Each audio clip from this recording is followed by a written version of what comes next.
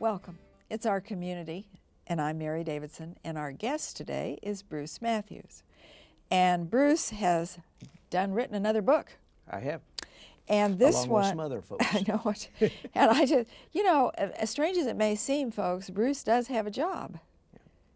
I don't know that you work at it very much. I'm a photographer, make my living that way. Yes. Well, one would think that he made his living being the head person at Elmwood Cemetery because he's there all the time. But many of you know Bruce because he, for many years, has taken pictures of all the wonderful events that have gone on around Kansas City, and you see him always behind the lens of a camera. And he, by the way, took all these beautiful pictures that you're going to see in the Kansas City Spirit, Stories of Service Above Self. And of course, as a Rotarian, I appreciated that. You know that slogan. I know that slogan. And I enjoyed the book about Elmwood Cemetery and the people that were buried there and the families. But I think this, I know it sounds kind of peculiar, but in that cemetery is the history of Kansas City. Absolutely. I tell people that it's the most historic site in Kansas City. Yeah, and if you walk through there, and particularly if you can be fortunate enough to hit a day when Bruce is there, you will see a lot of people, and he will take you around and introduce them to you. They're not going anywhere, so any day that you go would probably be a good day. And but I think it is so interesting because those people did put service above self. They really did, for the most part. Absolutely. And there are all kinds of people in Elmwood Cemetery, but I just think that we ought to mention, before we go too much farther, the contributing authors. Mamie Hughes, and a lot of you know Mamie, Andrew Kaplan, and Andrew is president of Congregation B'nai Yehuda, and also is a Commerce Bank employee and a very fine person.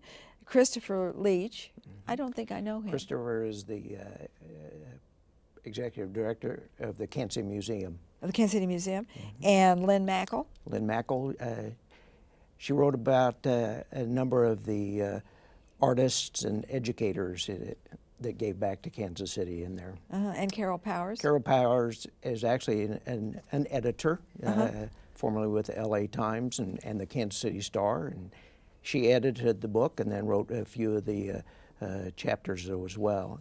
And I must mention DJ Matheny, who designed the book. Oh, did she? Yeah. I didn't know that. Well, yes, we do have to do that. And Crosby Kemper III, who is the CEO at the Kansas City Public Library, wrote the introduction. And Crosby says, the motto of this book is service above self. That's true of everyone in the following pages. But for the really great people, it's not just the quality of giving of oneself or doing for others, or the ideal of servant leadership. And he's talking about Buck O'Neill when he says this. He says what Buck showed is that it is the inborn character of the truly good, service because of self. Absolutely. And I think that's really what it's all about, don't you? Yes. Giving back. I don't know.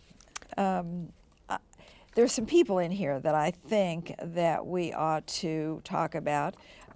Is Robert Van Horn one of the residents? He's in the book. And here he is. And this is Van Horn High School. That first chapter is about some of the early Kansas Cityans who laid the foundation for us. In doing the research for the book, the phrase, the Kansas City Spirit, I first heard about it being uttered on July the 3rd, 1869, and it was one of those defining moments. It was the dedication of the Hannibal Bridge that had just been completed. Well, and Kansas City would not have been what it is without the Hannibal Bridge. So they waited. You see, all these places along the river were vying for that bridge because the way across the river was the way to riches in commerce and trading and that kind of thing. So the Kansas City delegation waited until the state legislature in Jefferson City, until they had the votes. They had enough absentees from other places and bingo, they brought it up and it got passed and Kansas City won out and the Hannibal Bridge belonged to us. Yeah, That's the backstory. It was the first Yes. bridge across the Missouri River any place along its meandering right. course, and allowed the cattle and everything to railroad cross. industry Yeah. But, you take know, off. Leavenworth would have been pleased to have Right. it. St. Joe would have been pleased. And they tried to get it. And they did, but the more clever minds prevailed, and Kansas City did. And my grandfather, Bernhardt Davidson, was on that bridge when it opened as part of the delegation to commemorate that day. Along with You know, that's Mr. Gillis and yes, Kersey Coates and some of the and others. some of the others, because he had a business down in that area.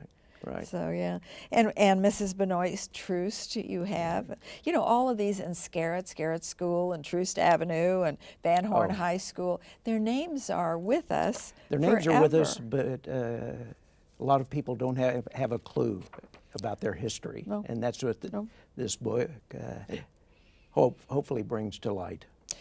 Here's a woman that I think would be interesting for you to discuss, and these are some of the lesser known lights. But nevertheless interesting and important. Her name is Phoebe S. Phoebe S. And Phoebe lived between 1850 and 1934. And she, as Bruce says, was a woman ahead of her time in a time where women were supposed to choose between a career and a family, and preferably the latter. But Phoebe did not do I that. relate to Phoebe kind of like Jane Flynn, who is also in the book. They were both very passionate about their causes, and but when the bureaucrats would see either one of them coming, they'd kind of run the other way. Run the other way. Phoebe was one of the early founders of the Kansas City Athenaeum, which is, and she belonged to so many different organizations and causes and everything. She looks determined, if nothing else, Bruce. She was. Well, the Kansas City Athenaeum building is still over there on 31st It is. Street. Well, on Linwood. Linwood, that's right. They moved out, but the building is lovely. Building's It's lovely. still there. And they just recently donated their archival photos and everything to the Missouri Valley Room down at the Kansas City Public Library. Yeah. Here's another woman that some of you may know. Her name is Dorothy Johnson. And Dorothy Johnson was, and her husband Herman Johnson. Herman Johnson was very active in the African American community, as was Dorothy, for many, many years. And I remember being in her company one time, and she was talking about the fact that she says, you know, blacks never moved south of 27th Street. They were not. They just didn't do that. And she said, you know, Herman and I never have either. And they stayed. They had a lovely home, by the way, but they stayed. There are a number of African American women in there that just contributed so much to Kansas City. Lucille Bluford, you know, and Kansas City Call. Mamie writes about her and everything. Publisher and founder. I think she worked at the Call for 70 years, something like that. Lucille, she did. You know, wasn't it Lucille Bluford that sued the University of Missouri because she couldn't get into the law school? And she Yes. won that suit, but she never went to she never went to school, but she did win that suit.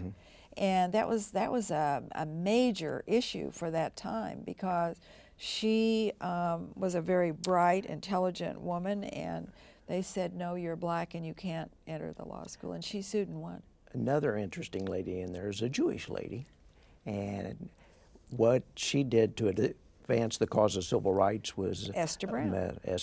Esther Swark Brown, Ben Swark, the watchmaker. That's right.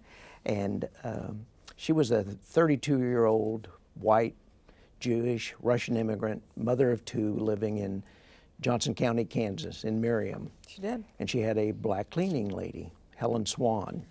And Helen told Esther about the plight of her kids that were going to a school called Walker. And the school district was building a brand new school, and all the white kids could go to the new school, but none of the black kids could. So Esther took that up as a cause, and it was, I think, the 11th desegregation case in the state of Kansas, and the last one before Brown versus Board of Education. So Yes. it's amazing. And they're kind of lumped in together, actually, often, and they shouldn't be, because Right. they were two separate cases. And Yes. This Here was she is. Webb versus School District number 90, I believe. Yeah. There's a picture of her. Here's Esther Brown. She was very attractive. She was. Died, I think, at the age of 53 of cancer. She died Too very, young. very young. Matter of fact, she went on to form the panel of American women, and Mamie served on that panel with her. Yes, she did. Yes, she did. You know, and I guess I have to say that it is such a privilege to live in a city for so many years as I have been privileged to do here. And because I knew some of these people, Right. and I don't know, it's just a different feeling to walk out on the street, whether it's in Leawood or in Overland Park or Miriam or Shawnee or Kansas City, Kansas, Kansas City, Missouri, and I think to myself, this is home. Yeah, and I don't want to leave people with the impression that these are the only people who possessed the Kansas City spirit, because they were not. And there wasn't any contest to get in the book. It was people that I personally knew, or people that had been told to me about, and I was impressed by what was in their heart. Well, and some of these people are alive and some of them are not alive. Those These are all dead. That was the one prerequisite. Okay. To be in Okay. that book, you have to be deceased. Okay. They're all deceased. But not necessarily in Elmwood Cemetery. Oh, no. Oh, See, no. No. So that The I most think- recent one in there was Dr. Hodge, Dr. Robert Hodge. He was the medical director at North Kansas City Hospital when it was first formed. I think one of the things that he was the proudest of was the parks system in Kansas City. He was the president of Park Board for a number of years, and actually he was my family doctor growing up, and He got you to this point. yeah, he got me to this point. It actually saved my brother's life in 1955, diagnosed him with diabetes and got him the treatment that he needed and everything. And he just passed away this year. Well, how did you, I mean, as you say, there were a lot of people that could have gone in Yeah, this book. absolutely. How did you winnow it down, as they say? I thought I might be faced with the question, why didn't you put somebody in the book? And I'll face those questions, but I wanted to pick people that I didn't have to justify their being in the book. They're all people, and they need to be looked at individually, but also collectively. There's a wide diversity of people that are included in there. It's not just 50-year-old white guys that threw money at projects. It's people like the Berry sisters who started Children's Mercy Hospital, and Tony DePardo and Buck O'Neill. They're both in the book. So it's a wide range. I talk about two people being larger than life, and I looked at them. I said, these are about as opposite as they can be. One of them was 6'3" and weighed 350 pounds. Oh. Mayor Bartle. I remember him quite well, and he was a tad bit large. Yes, and the other one was 5 feet tall, and I don't think his weight ever got into the triple digits, and that was Tony DePardo. Well, and Mrs. Bartle was very teeny Absolutely. tiny. And then I started thinking about Buck, and I said, no, Buck wasn't larger than life. Buck was life itself. What you saw was what you got, and it's amazing that what Buck accomplished in his life, and through all the hatred and the bigotry that he went through, Well, and you know, never let that define never, who he was. Never. But you know, I had the pleasure of I interviewed Buck twice. Yeah. And we talked about integrating black baseball. Yeah. And he said, you know, there's always a price to be paid for everything. And he said when black baseball, because when the Monarchs played at the baseball stadium in Kansas City, he said it was a Sunday and the stores were open. The black merchants opened their store, a lot of stores around the baseball park. And he said, you know, when baseball was integrated, all that went away. But he said it had to be, I can just see him sitting there now. He said it had to be done. He said it had to be done. And in those games, people would come decked out. I mean, they were in absolutely, their suits and and their ties, best bib yeah, and the tucker, as ladies my in their mother used to hats, say. and yeah. You picked some artists, but here's one, George Van Millet. And why did you pick him? Because he was kind of forgotten. He was the dean of Kansas City artists at the time, and he ran the Western Gallery of Art for This is a self-portrait, William by Rockhill. the way. That's a self-portrait, William Yeah. Rockhill Nelson. And I would, a gentleman named Chris Smart came up to me and gave me a copy of the catalog that Lynn Mackle wrote and curated the exhibit called Rediscovering George Van Millet. And I thought, well, people haven't even heard of this guy, but his range was so incredible. The picture of Van Horn that you saw a while ago. He did that? He did that. And his portraiture and then his landscapes and his... Well, you might like to see some of the things that he did. He was amazing. And so Lynn wrote about him, and I was going through that catalog, and one of his grandsons was Dr. Van Robinson. And so you know how small Kansas City is. Van Robinson delivered both of my sons. And we were having our book launch event, and John Dillingham was sitting in the audience down at the library, and he says, he delivered both of mine too. So Van Robinson, well, John still living. Dillingham's wonderful. He's been around John as is. long as we His have. father's in there, of course, Yes, Jay Dillingham. Yes, but you see, I want to pull a thread out. I said to you, why did you pick Van Millet? And you said, because he was forgotten. Yeah. And sometimes too soon we forget. Absolutely. We need to be reminded, those of us who knew what the Kansas City Spirit phrase, where it came from and what it meant, and today's generations, they don't even have a clue of where the Kansas City Spirit phrase came from or what it meant. Joyce Hall defined it as that something in a good in the human heart that allows us to put service above self to accomplish the impossible. And many times it was like the building of the Hannibal Bridge that arose out of the defining moments. But and sometimes you didn't forget these forgotten people who worked on that bridge. This is a picture. 1868, and those guys were going down in the look at the Missouri diving River outfits. to build the piers. But look at they have diving outfits on. Oh man, Isn't that interesting? I can't imagine that. But think how long they've been gone and forgotten. And you have reminded us that sometimes ordinary people do extraordinary things. They do. Sometimes it's just one person like Esther standing up for a cause, or That's Lucille. exactly right. Yeah. That's exactly right. If you had a pick, could you pick one person that's your favorite in here? Probably the Bulkleys, Reverend David Bulkley and his wife Beulah. They started the City Union Mission.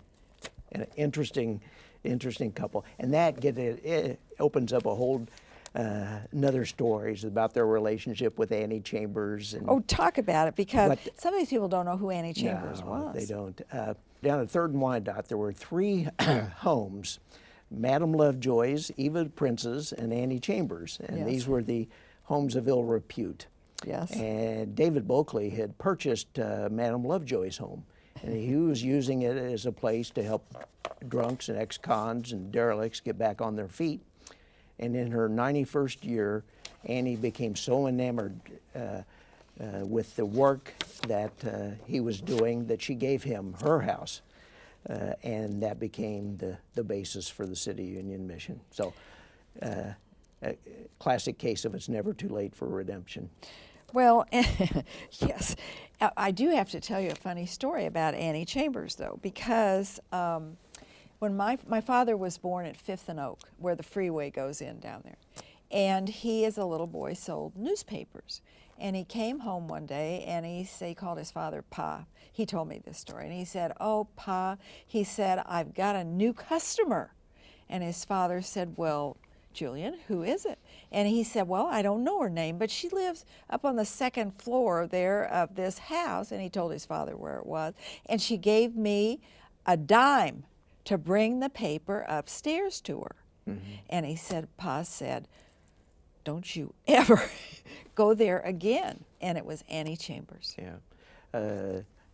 Her maiden name was Lovell, which I thought was a It is funny. name for It is her funny. profession. And then she married 2 Williams. She married a William Kearns and a William Chambers. And But I thought that was a funny. Oh, he was so excited about his new customer. And he said she was so nice. And Samuel Merberg. Samuel Merberg. Let's talk Another about. B'nai Yehuda person. He was the rabbi at B'nai Yehuda, and he wrote an interesting book. And if you haven't read it, it's called The Chronicles of an American Crusader. And it's an excellent book, and he during his tenure as rabbi at B'nai Yehuda, fought long, hard, and in a very committed manner against Tom Pendergast and the what he saw as the oppressive political machine that ruled Kansas City. And there was a time when he drove around in a bulletproof car. Yeah.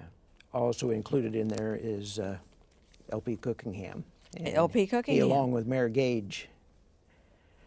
I think more than anything, though, in wanting this to be a history book, but it's also a how-to book, I think, for future generations to learn from the example that our ancestors set for us. I think we have to talk about Father Donnelly, because if you go and you look at the grantor-grantee deed book at the courthouse in Kansas City, in the days when Father Donnelly was very active, you will see his name time and time again. Father Donnelly would have made a wonderful real estate developer. He was the first Catholic priest in Kansas City. He was?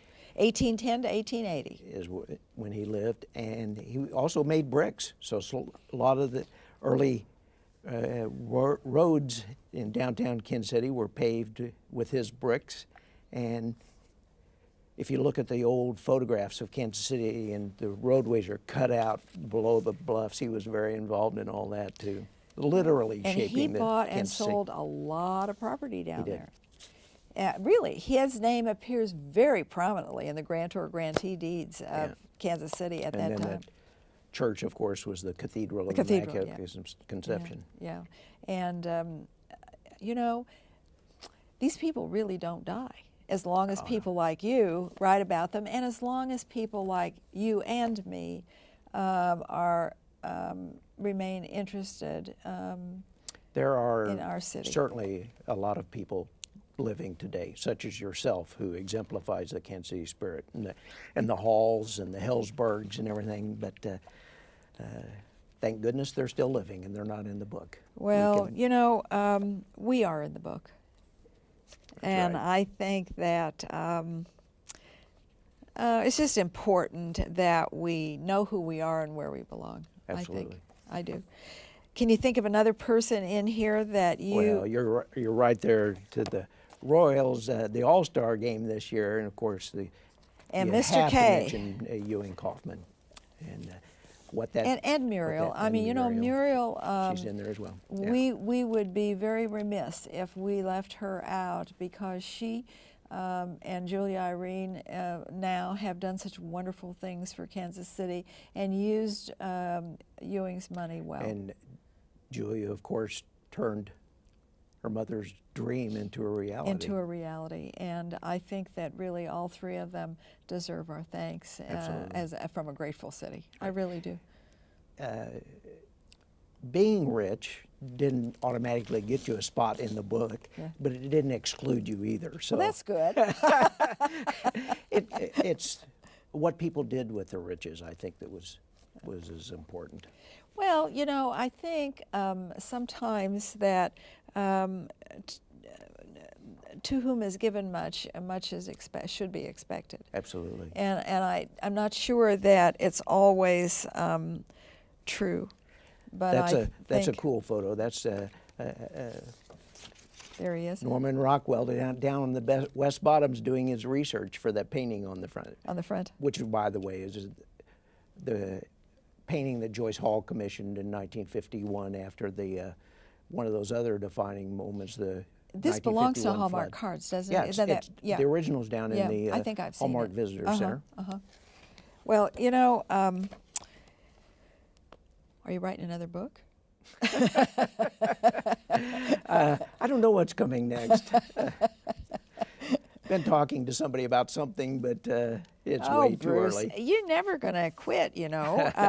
You and I can't do that. And I want to give all the thanks in the world to Kansas City Star Books and Doug Weaver.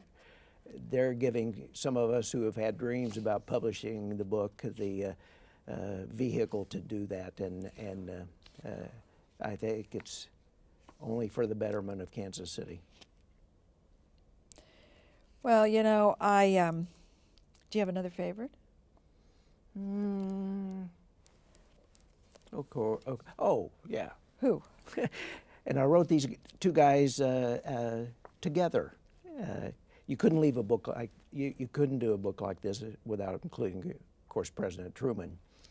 But I wrote about he and Eddie Jacobson together, or we wrote about him. Can't even remember who wrote that one. I might have written it. I don't know. But Eddie Jacobson started out as his buddy in the same unit in World War I, and then they had a haberdashery business here in Kansas City. And it was through the prompting of his friend Eddie Jacobson that President Truman recognized Israel. Yes. Yeah. And I think that I'm chair of the board of the World War I Museum, and we have a lot of World War I memorabilia and everything. And you know, all that brings forth the picture of the last great war. World War I was supposed to be the last great war, and indeed it was not. But I think that, I don't know. The state of Israel was recognized, but Harry Truman was. I read a book about Truman, and this, I don't know why this really struck me. And he, they were Southerners, and integration was, his mother was not keen on that. But Harry Truman integrated the armed services, and he wrote to his mother every day. And he wrote her a letter that day that integration of the armed services became a law. And he said, "Mama, I know you wouldn't approve, but I did what I thought was right." And indeed he did. I'm glad you brought that up. Flip back a few pages from that. Okay. That is Colin Powell at President Truman's gravesite on the 50th anniversary to the date of President Truman's executive order desegregating the armed forces. There And I shoot for the Truman Library, and I was to photograph him there before he spoke on that occasion. A lineup of people coming through, and before all the people came through, it was just he and I and Larry Hackman, who was the library director at the that time. Yeah. And he started walking over the grave, and I thought, well, I'll give a shot of him looking at the grave, and all of a sudden he snapped to, and I thought, oh, Bruce, don't blow this photograph, because it's one of the more meaningful photographs I've had the privilege of taking, I think. Yeah. But he did. He always did what he thought was right. And we talk in there about President Truman's relationship kind of evolving over the years, his maturing, and he had to get there before he could do the desegregation order, and he did. Yeah, he said, "Mama, I know you wouldn't approve, but I did what I thought was right." And that's what he always did. Yeah, so, yeah. he did. But you know, there are so many people that symbolize this Kansas City spirit, but I would suggest to you that you will truly enjoy this book. When Bruce does it, he does it right. So I do have to say that, and the other book about Elmwood Cemetery is equally as interesting. It's the interesting people that are buried there. That was kind of this precursor to this book, because as I started, as you know, I started building a family history file for all 36,000 people in there, and I said, "How about that for a project?" These are people who gave us the Kansas City spirit, and we got to tell their story. Yeah. And so then we expanded it. We need to tell them about the picnic in Elmwood Cemetery that occurs every year. We do. And I tell people, "Oh, I'm going to the picnic in Elmwood Cemetery," and they say, "Have you lost your mind?" I said, "No, it is fun," and there are a couple hundred people that come. How many came last? This last October the 6th, it's the first Saturday in October every year, and we have anywhere from 275 to 400 people, depending on the weather and everything. Thanks, Bruce, for coming. And read the Kansas City Spirit. And I would say to you, this is William Penn speaking, and he said, "I expect to pass through life but once. If, therefore, there be any kindness that I can show, or any good thing that I can do to any fellow being, let me do it now, and not defer or neglect it, as I shall not pass this way again." Thank you for being with us.